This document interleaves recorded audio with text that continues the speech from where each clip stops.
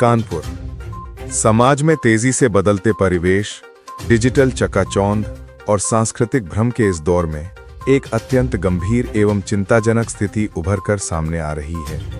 यह स्थिति न केवल शिक्षा के पवित्र वातावरण को चुनौती दे रही है, बल्कि सामाजिक, नैतिक और सांस्कृतिक मूल्यों पर भी गहरा प्रश्न चिन्ह खड़ा कर रही है। देश में आज सबसे बड़ी चिंता यह है कि हिंदू राष्ट्र का नारा लगाने की आड़ में कुछ स्वयंभू ठेकेदार पाखंड और भ्रम को बढ़ावा देकर समाज को अपने निजी हितों की ओर मोड़ने का प्रयास कर रहे हैं। जो लोग छोटी छोटी बातों पर आस्था को ठेस पहुंचने का शोर मचाते हैं, वही लोग शिक्षण संस्थानों में हो रही अशोभनीय गतिविधियों पर खामोश क्यों हैं? क्या ऐसे कृत्यों से उनकी आत्मा और आस्था को ठेस नहीं पहुंचती? क्या संस्कृति की रक्षा का दावा केवल राजनीतिक मंचों और नारों तक ही सीमित होकर रह गया है? सबसे पहले यह समझना आवश्यक है कि यदि कोई वास्तव में हिंदू राष्ट्र, संस्कृति या सनातन परंपरा की रक्षा की बात करता है, तो उसे उन संस्थानों पर कड़ा रुख अपनाना चाहिए जहां संस्कृति, मर्यादा और शुचिता का खुलेआम मजाक उड़ाया जा रहा है। शिक्षा के पवित्र स्थान में बढ़ती अशोभनीयता।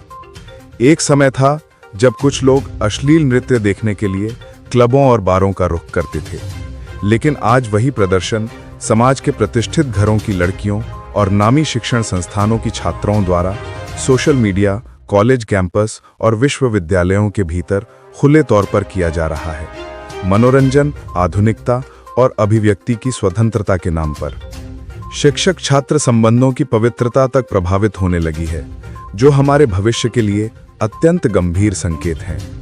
सबसे बड़ा सवाल, दोष किसका? क्या दोष उन कथित धर्म और समाज के ठेकेदारों का है जो सुविधानुसार मुद्दे उठाते और सुविधानुसार मौन हो जाते हैं? क्या दोष बदलती सामाजिक सोच का है?